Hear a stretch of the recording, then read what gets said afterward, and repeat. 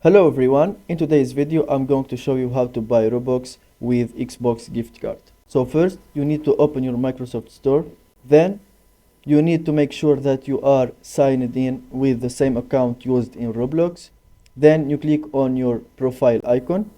Then in the options you will see redeem code or gift card. You click on that. Here you are going to enter the code of the gift card and then you click next. After you finish this step, you are going to go back to your browser. Then in the search bar you are going to type Xbox Robux buy. Then you will see different websites. You can go to the first one or the second one. You click on it and here you will see the option buy. Of course you can customize the amount of Robux that you want to buy.